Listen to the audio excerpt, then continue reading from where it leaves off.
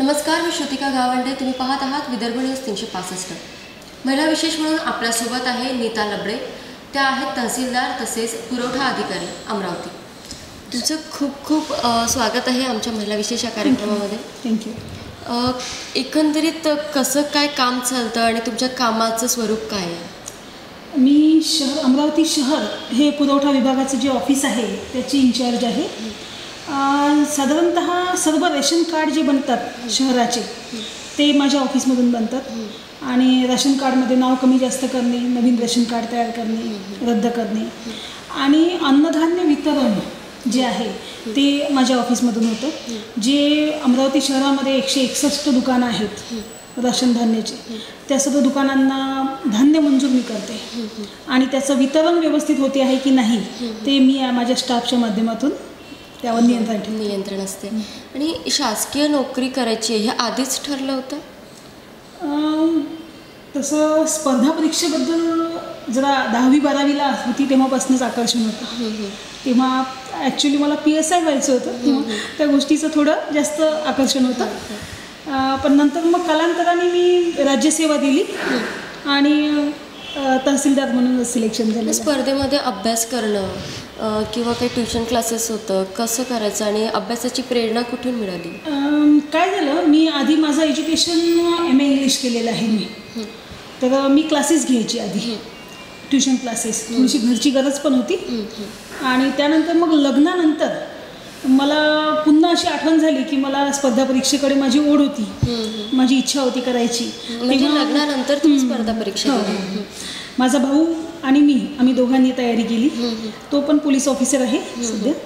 आणि आम्ही दोघांनी मग तयारी करता करता मग माझं इकडे सिलेक्शन झालं 2012ला आणि नायब तहसीलदार म्हणून. आणि त्यानंतर आता मी तहसीलदार म्हणून आहे. आणि बहीण भाऊ दोघंही जण अभ्यास करत असताना कॉम्पिटिशन राहायचं दोघांमध्ये? नाही, सहकार्याने. उलट त्यांनी मला प्रोत्साहित केलं. माझी मुलगी छोटी होती तर मी त्याला सहज म्हटलं की बाबा ही छोटी आहे, आता लग्नाचं थोडंसं घरची जबाबदारी असते तर ती जबाबदारी पेलून करणं म्हणजे. तर त्यांनी उलट मला सांगितलं की ताई, आपण हिला, छोटं बाळ होतं ते 4-5 महिन्याचं, आपण हिला आईकडे नेऊन ठेवू, आई दिवसभर तिला सांभाळून, तेव्हा पण तुझा अभ्यास होईल. म्हणजे इतकं सहकार्य झालं मला.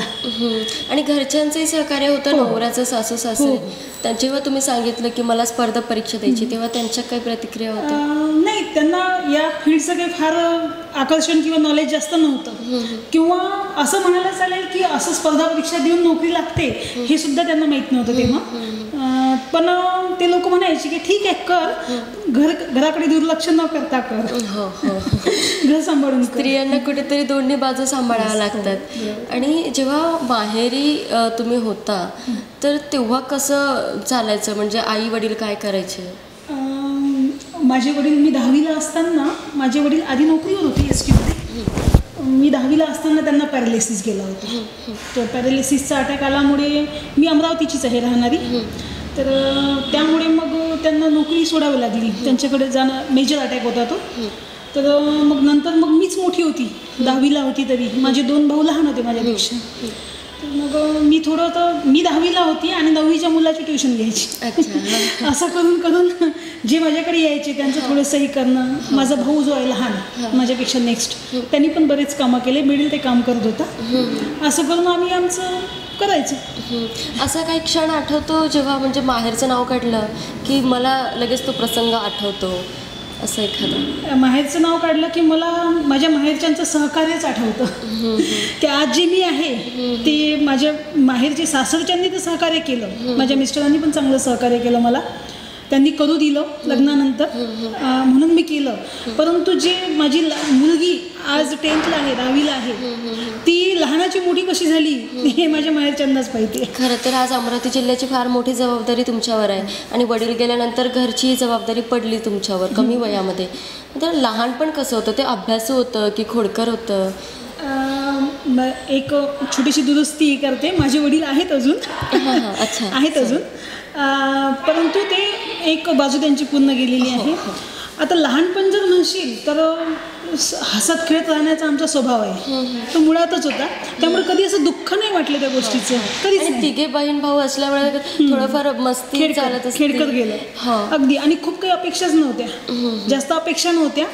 स्वप्न होते, पण स्वप्न पूर्ण करण्याची म्हणजे असं काही कुठे अडखळा नाही वाटला. असं वाटलं नाही करू शकतो आपण, आणि तसं तसं होत गेलं. प्रत्येकाच्या आयुष्यात आईचं मोठं स्थान असतं, आणि तसं तुमच्या आईचं काय वैशिष्ट्य होतं? माझी आई अगदी साधी सरळ, खूप चांगल्या घरची होती ती. परंतु तिनं जशी आली त्या परिस्थितीत ती राहिली, आणि तिला तिच्या माहेरून खूप सहकार्य नाही मिळालं, पण मला माझ्या माहेरून खूप सहकार्य मिळालं. आईने सतत पाठीशी, अजूनही आई पाठीशी असते. अच्छा. अजूनही आम्ही ऑफिसला असलं तरी मुलांकडे पूर्ण लक्ष आईचं असतं, की तू तुझं पहा, आम्ही आहे ना, असं तिचं एक सहकार्य. तिचे एक शब्दच ते असे असतात की मी पूर्ण 100% माझ्या जॉबमध्ये देऊ शकते. अच्छा. मुलांचं सांभाळून. म्हणजे काळजी राहत नाही? नाही, काळजी नसते, सांभाळून घेतात. आई वडील, भाऊ वहिनी, माझे मिस्टर, सासूबाई, सर्व असे खूप सहकार्याचे. माहेरची फॅमिली पण अमरावतीलाच आहे? माहेरची इथे अमरावतीला आहे, सासरची परतवाड्याला आहे. अच्छा. परंतु कधी कधी सासूबाई असतात आमच्याकडे, येऊन राहतात. म्हणजे आता अमरावती जरी बाहेरगावी असली तरी माहेरला आहे म्हणून त्याच्यामुळे फार काही टेन्शन नाही. त्यांना माहिती आहे की आहे सहकार्य, सपोर्ट आहे, त्यामुळे त्यांना फार काळजी नसते. आणि मग मुलं बाळ काय करतात, ते केवढे आहेत? मुलगी माझी 10वीला आहे यावर्षी, तिचे पेपर्स सुरू आहेत सध्या, आणि मुलगा जो आहे ते 3rdला आहे. तर मुलीला आता पेपर चालू आहे, तर टाईम देणं होत नसेल तर? काही नाही, तिला फार वेळ मी तसंही दिलेला नाही, तिला सवयच नाही आहे तशी. स्वतः करून घेण्याची सवय आहे तिला. बस तिला कर म्हणायचं, बेटा तुझं झालं का, कसं सुरू आहे, एवढं जरी म्हटलं तर ती खूप आनंदी होते आणि स्वतःहून करते. सेल्फ मोटिवेटेड विचारलं म्हणून. सेल्फ मोटिवेटेड आहे. अच्छा. तिची इच्छा आहे काहीतरी करायचं, पाहते ती बाहेर, मला पाहते.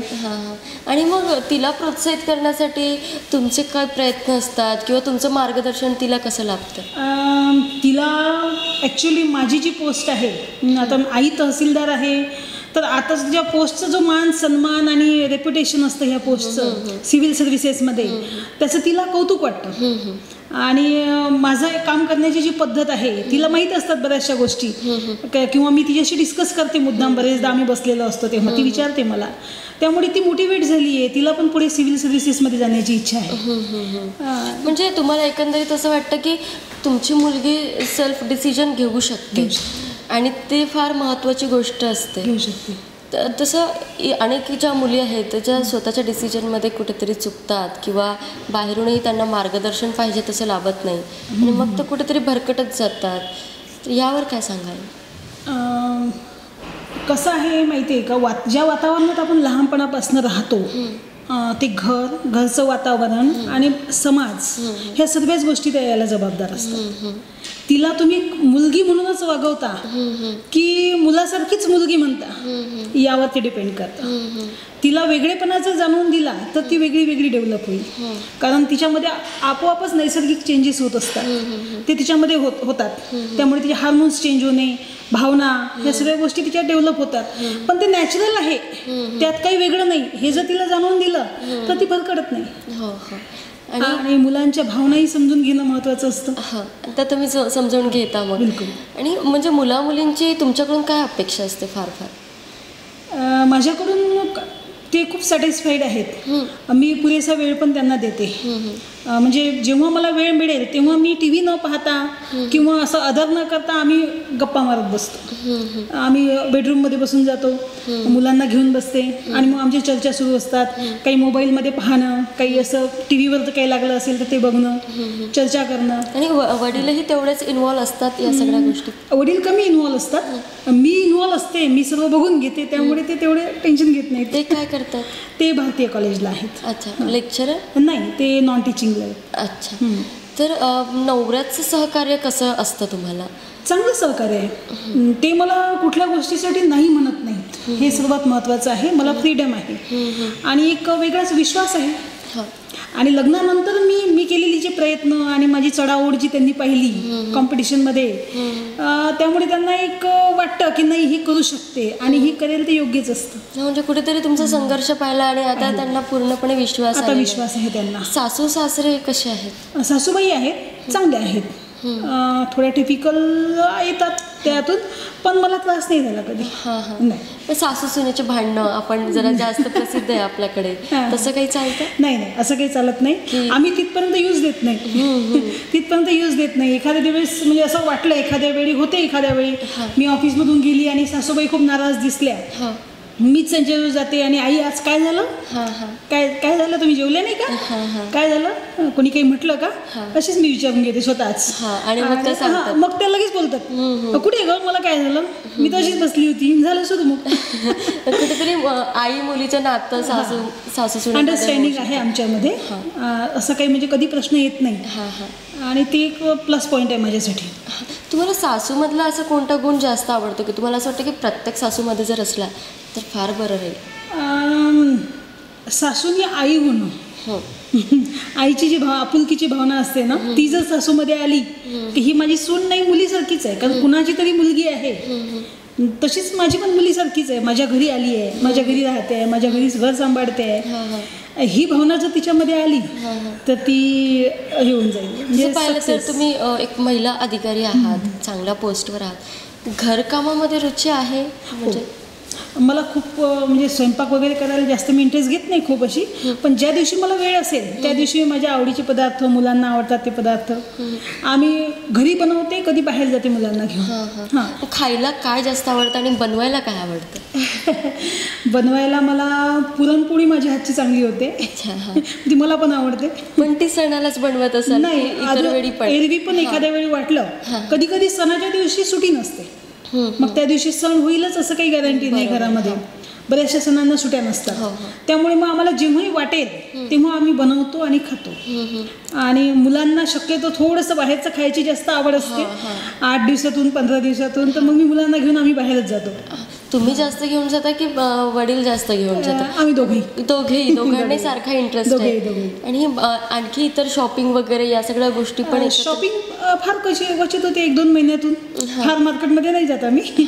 जेव्हा काही घ्यायचं असेल तेव्हा मग माहीतच असते त्या दिवशी पूर्ण शॉपिंग करून घ्यायची. नोटिंग असतं आमचं. अच्छा. आणि इतर असे काय छंद किंवा आवडी आहेत की ज्या करायला आवडतात, केल्यावर समाधान मिळतं? थोडं मेडिटेशन करते मी रोज, डेली? डेली.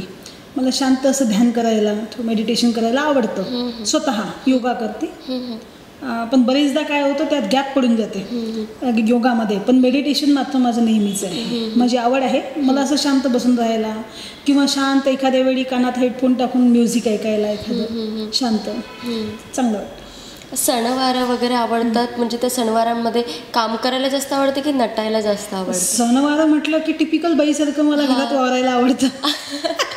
आम्ही ऑफिसमध्ये तसं अजिबात नसतो, त्यामुळं नटून बिटून आपलं साडी बिडी घालून. एरवी माझी मुलगी जी आहे ती मला सांगते, 5वी-6वी पासून जवळपास तिला समजायला लागलं, आई साडी घाल, आज सण आहे, आज छान मस्त मस्त साडी बिडी घाल, छान सिंथेटिक साडी घाल, अशी ती मला सांगत राहते. या सगळ्या गोष्टी तुम्हाला आवडतात आणि मलाही आवडतात, त्यामुळे आपोआपच तिला पण त्याची आवड निर्माण झाली आहे. तुम्हाला काय वाटतं की जसं महिला पाहिलं गेलं तर त्या हाऊसवाईफ असो किंवा अधिकारी किंवा राजकारणात असो, पण हे सगळं करत असताना त्यांच्यावर अनेक जबाबदाऱ्या असतात. सासू सासरे, आई वडील, मुलं, आणखी सगळ्या गोष्टींचं ते भान राखत कुठेतरी स्वतःला हरवत बसतात, स्वतःचे छंद मागे पडतात, आवडीनिवडी मागे पडतात, मला काहीतरी करायचं आहे हा विचार मागे पडतो. तर याबद्दल तुम्हाला काय वाटतं? काही आपला जो छंद आहे तोच जर आपला जॉब झाला तर एकदम बेस्ट आहे.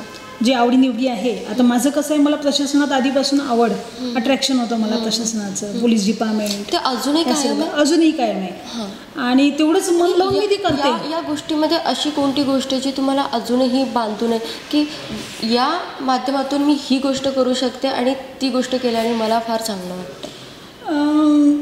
लोकांचा जेव्हा संपर्क आमच्या डिपार्टमेंटशी येतो तेव्हा लोकांची कामं झाली तर मला फार छान वाटतं, कारण ते फार विश्वासाने माझ्याकडे येतात आणि सामान्य लोकांचा आमच्याशी कॉन्टॅक्ट असतो.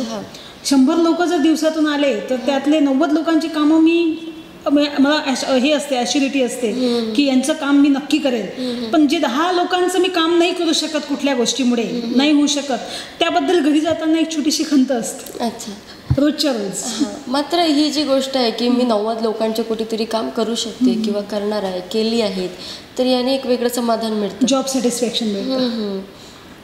आणि ज्या अनेक महिला आहेत ज्यांना असंच काहीतरी समाजासमोर येऊन स्वतःची ओळख निर्माण करायची असते, मात्र घरून तेवढा सपोर्ट मिळत नाही किंवा कुठेतरी त्याच स्वतः घाबरतात. बऱ्याच महिला आपण पाहतो की मला काय म्हणतील बाकीचे लोक, किंवा घरचे काही प्रॉब्लेम्स असतील, किंवा मी करू शकेल का की नाही करू शकेल, ही जी भीती असते तर त्यांनी कसं फेस करायला पाहिजे आणि पुढे निघायला पाहिजे.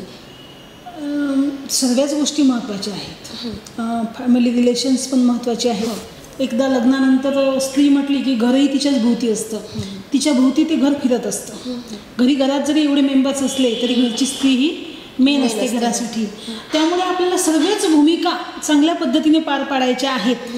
हे जर आपण बघितलं, आणि भूमिका संग्रह, एक सोशॉलॉजीच्या भाषेमध्ये सांगते, भूमिका संग्रह जेव्हा होतो तेव्हा आपण कशाला एक महत्त्व द्यायचं वेळ पाहून ते बघायला पाहिजे. आणि जी राहिली गोष्ट आहे तिला जेव्हा शक्य होईल तेव्हा वेळ द्यायचा.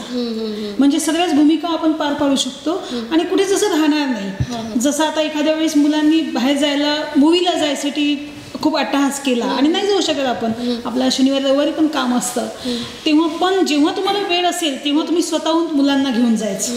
म्हणजे काय होईल, तुझं ते पण काम झालं आणि फॅमिली पण. बऱ्याचदा महिला हे सगळं, या सगळ्या भूमिका बजावत बाहेर पडतात, मात्र अनेक कारणं असतात त्यामुळे त्यांना मनात भीती असते की न जाणे कोण कधी आपल्यावर ॲसिड टाकेल, रॉकेल टाकून जाळेल, किंवा बलात्कार होईल, अपहरण होईल. या सगळ्या ज्या गोष्टी असतात याची भीती तुम्हाला कधी वाटली? नाही, अशी भीती मला तर नाही वाटली. पण सध्याच्या ह्या गोष्टी घडत आहेत ते खरोखर निंदनीय आहेत. आणि पण असं जेव्हा आपली मुलगी मोठी होते तेव्हा आपल्याला मनात ह्या गोष्टी येतात. तुम्हाला काय वाटतं की या सगळ्यासाठी मुलीने किंवा त्या बाईने कसं सतर्क राहायला पाहिजे, कसं प्रोटेक्ट करायला पाहिजे स्वतःला? स्वतःला तर प्रोटेक्ट करता येतं, थोडंसं फिजिकली पण आपण स्ट्रॉंग असायला पाहिजे, फिजिकली सोबत मेंटली पण स्ट्रॉंग असायला पाहिजे. आता एखादा मुलगा जर समजा, आता जनरली आपण हे पाहतो ॲसिडचे प्रकरणं अफेअर्समधून वगैरे होत आहेत. आता सध्याची जनरेशन थोडी वेगळी आहे. काय म्हणतो आपण, लिव्ह टुगेदर वगैरे वगैरेचे काही ते कॉन्सेप्ट आहेत, त्याच्या याच्यात हे आहेत. पण त्यांना हे कळत नाही की कधी कधी एखाद्याचं मन दुखावलं जाऊ शकतं. तेव्हा त्यांनी डिसिजन घेणं, आणि हा राईट टाईम नाही हे जर त्यांना कळलं तर मग ते त्यातून सावरू शकतात. जसं आता एखादा मुलगा जर खूप दुखावला गेला तर त्याला समजावून सांगणं, त्याला कळेल अशा भाषेत बोलणे, म्हणजे आपलं कम्युनिकेशन पण असायला पाहिजे. पॅरेंट्सचं मुलांशी कम्युनिकेशन महत्त्वाचं, पॅरेंट्सचं मुलांशी कम्युनिकेशन महत्त्वाचं आहे. मुलाचं आणि मुलीचा जर संपर्क आला तर त्यांच्यामध्ये सुद्धा कम्युनिकेशन व्हायला पाहिजे. का नाही म्हणते ती, काय कुठली अडचण आहे तिला, का म्हणजे कुठली तरी गोष्ट आहे की तिला ती नाही म्हणते, आणि मग त्याला जर ते कम्युनिकेट नाही झालं, त्याला जर ते त्याच्यापर्यंत पोहोचलंच नाही तर तो त्या याला जातो, त्याला मित्र मिळतात. पण त्याला जर त्याची अडचण समजून गेली तर बरेचदा ह्या गोष्टी टळू शकतात. तर बरेचदा आपण बघतो की मुलं किंवा मुली कुठे वाईट संगतीत म्हणा किंवा वाईट दिशेने त्यांची पावलं चालले असतात, तेव्हा पॅरेंट्स लोकांनी काय काळजी घ्यायला पाहिजे? मुलांशी संवाद करणं आणि मुलांचे मित्र होणं हे आजची काळाची गरज आहे. हे माझ्या स्वतःच्या उदाहरणावरून मी सांगू शकते. माझ्या मुलीची मी मैत्रीण आहे, सगळ्या शाळेतल्या गोष्टी पण आम्ही डिस्कस करतो. एरवी ती तिच्या मामांशी सुद्धा चांगली फ्रेंडली बोलते. तिचे मामा तिचे फार क्लोज आहेत. म्हणजे सगळ्या गोष्टी, क्लासमध्ये कसं चालतं, काय चालतं, म्हणजे एरवी क्लासमध्ये छोटे छोटे अफेअर्स जे असतात त्या गोष्टीसुद्धा डिस्कस करतो आम्ही घरी. पण मी तिला कधी कधी अपोज नाही केलं. तिला फक्त एवढंच सांगितलं की बेटा त्या करतात ते काही खूप वाईट नाही आहे, पण अजून त्या गोष्टीला वेळ आहे, अजून त्या गोष्टीला. आता आपल्याला 3-4 वर्ष करिअर करायचं आहे. एकदा हे 3 वर्ष करिअर केलं तर पुढचे 30-40 वर्ष सुखात जाईल. आणि हे 3-4 वर्ष जर तुम्ही एन्जॉय केला फक्त, तर मग आयुष्यभर तुम्हाला कष्ट करावे लागतील. ही गोष्ट जर मुलांच्या मनात ठसवून दिली तर ते आईवडिलांच्या विरोधी जात नाहीत. आणि आपण अपोज नाही करत आहे त्यांना, आपण हेच सांगतोय की पुढं तू म्हणशील ते. तुला जर एखादा मुलगा आवडला तर मी तुला नाही म्हणणार, फक्त तो तुझ्या लेवलनी, तुझ्या लेवलला राहशील तसाच बघशील पाहिजे. म्हणजे अशा प्रकारचं जे बोलणं असतं आपलं, आता मी तुला नाही म्हणणार नाही, म्हणजे ही वेळ निघून जाते. आणि पाहिलं गेलं तर ज्या महिला आहेत ज्यांना नेहमी असं वाटतं की मला हे काम जमू शकते, मी हे करू शकते, मात्र अनेक अडचणींमुळे त्या निघू शकत नाही बाहेर, तर अशा महिलांना तुम्ही काय संदेश द्याल? की त्यांनी बाहेर निघणं किंवा ते कामाला सुरुवात करणं किती गरजेचं आहे? त्यांनी करायलाच पाहिजे. कारण काय होतं, वयाच्या 30-35 नंतर आपण घराच्या जबाबदारीतून बऱ्यापैकी बाहेर पडतो आणि तेव्हा आपल्याला जाणवतं बऱ्याच महिलांना की माझ्यामध्ये सुद्धा कॅपॅसिटी होती आहे आणि माझी इच्छा होती करायची, पण मी नाही केलं त्यावेळी. तर त्यांनी जर त्यांना एज लिमिट नाही आहे एखाद्या गोष्टीला, तर त्यांनी त्या क्षेत्रामध्ये नक्की जायला पाहिजे. त्यांनी ते करून प्रयत्न करायला पाहिजे आणि ते होऊ शकतं. तुमची इच्छा असेल आणि तुम्हाला वातावरण निर्मिती आहे तिथे, तर ते करायला हरकत नाही. त्यांनी करायला पाहिजे. आणि महिला सक्षमीकरणामध्ये खरं तर तिचं जे काही फॅमिली बॅकग्राऊंड असतं किंवा पुरुष मंडळी असतात आजूबाजूचे, यांचा फार मोठा वाटा आहे. तर आज महिला दिनानिमित्त महिला सक्षमीकरणासाठी तुम्ही त्यांच्या फॅमिलीला किंवा तिला स्वतःलाही, महिलेला किंवा इतर जे पुरुष मंडळी वडील म्हणून, भाऊ म्हणून, नवरा म्हणून तिच्यासोबत असतात, त्यांना काय संदेश द्याल? ती महिला असली तरी, जरी ती महिला आहे, दुसरी स्त्री आहे, तरी आपल्याही घरात आपल्या कोणीतरी स्त्री आहे, आई आहे, बहीण आहे, मुलगी आहे, पत्नी आहे. आपण त्यांचा थोडा एक विचार करायला पाहिजे की आपण जसं वागतो आहे बाकीच्यांच्या बाबतीत, तसंच आपण आपल्या घरातल्यांना प्रोत्साहन देणे. घरातल्यांना प्रोत्साहन देतो तसंच बाहेरच्यांना सुद्धा ॲप्रिशिएट करणे. म्हणजे सर्वांना समान पाहण्यामध्ये पुरुषांनी त्यांचा वाटा द्यायला पाहिजे. मानसिकता तशी ठेवली. आणि माझं पर्सनली जर मी उदाहरण घेतलं तर मला पुरुषांकडून नेहमी सहकार्य झालं आहे. मला असा वाईट अनुभव कधी आलेला नाही. आणि कधीही कोणतंही सहकार्य, जर आम्ही आता माणसांमध्येच कामं करतो, पण वाईट अनुभव कधी आला नाही आणि येऊही नाही. पण जगातलं जेव्हा ऐकतो तेव्हा असं वाटतं की कम्युनिकेशनमध्ये कुठेतरी कमी जास्त होते. आपल्या बोलण्या चालण्यातून बरेच प्रश्न मिटू शकतात. समाजातील जे अराजक तत्व आहेत, ज्यांच्या विरोधात जाऊन कधी कधी अधिकाऱ्यांना निर्णय घ्यावे लागतात आणि मग असे निर्णय घेतल्यानंतर ते कुठेतरी बदला म्हणून जेव्हा जीवावर बेततात अधिकाऱ्यांच्या, तेव्हा तुम्हाला काय वाटतं की प्रशासनाने कशी काळजी घ्यायला पाहिजे, काय करायला पाहिजे? आपल्या प्रश्नाचा रोख रेतीघाटांकडे, अवैध रेती वाहतुकीकडे आहे असं मला वाटते. तर त्यावर मी एकच म्हणेल की जरा पोलीस प्रोटेक्शन मिळालं तर आम्हाला जरा जी जॉब आम्ही करतो आहे फील्डवर जाऊन, तेव्हा अचानक ट्रॅक्टर अंगावर येणे किंवा गाडीला धडक देणे, असं पोलीस प्रोटेक्शन जर मिळालं तर ह्या घटना घडणार नाहीत किंवा फार कमी प्रमाणात घडतील. त्यामुळे प्रोटेक्शन मिळावं असं माझी एक आग्रही भूमिका राहील. आणि तुमच्या बाबतीत असं कधी अनुभव तुम्हाला आलेला आहे? नाही, मी तर बरेचदा एकटीनेच ट्रक थांबवून पोलीस स्टेशनला लावलेले आहेत. बरेचदा नायब तहसीलदार होती तेव्हा मला बरेचदा असे रस्त्याने जाता येता पण ट्रक दिसायचे. तेव्हा ओव्हरलोड असेल किंवा नसेल तरी त्याला थांबवायचं, मंडळ अधिकारी तलाठी बोलवून घ्यायचे आणि तिथे तो ट्रक चेक करायचा. तेव्हापर्यंत मी जे 100 नंबर असतो पोलिसांना फोन लावायची की मी एकटी आहे, महिला अधिकारी आहे आणि मी रेतीचा ट्रक थांबवलेला आहे, तर मला इथे प्रोटेक्शन पाहिजे. तर लगेचच पेट्रोलिंगवाले पोलीस येऊन जायचे तिथे. मात्र अशा वेळी कधी त्यांच्याकडून गैरवर्तन केलं गेलं किंवा धमक्या वगैरे दिल्या गेल्या, असा प्रकार कधी झाला? नाही, पर्सनली मला वैयक्तिक असा अनुभव कधी आलेला नाही आहे. परंतु आमचे जे सोबती आहेत त्यांना बरेचदा असा अनुभव आलेला आहे. तेव्हाच असं वाटतं की पोलीस प्रोटेक्शन जर अशा कारवाईच्या वेळी असेल तर त्यामध्ये आणखी आम्ही रिझल्ट देऊ शकू. खरं तर तुम्ही जे काम करतायत ते खूप चॅलेंजिंग वर्क आहे आणि त्यातल्या त्यात तुम्ही एक महिला म्हणून ते कार्य करतायत. तर महिलांच्या अनेक भूमिका असतात ज्या तुम्ही जोपासताय आणि आत्तापर्यंतचा जो तुमचा प्रवास आपण पाहिला तर फार उत्कृष्टप्रमाणे तुम्ही प्रत्येक भूमिका चांगल्या रीतीने पार पाडत आलेल्या आहेत आणि अजूनही यापुढे तुमच्या हातून हे सगळे चांगले कार्य होत राहो अशी आमची तुम्हाला म्हणजे शुभेच्छा राहील. आणि तुम्ही जो वेळातला वेळ काढून आम्हाला ही वेळ दिली त्यासाठी खूप खूप धन्यवाद.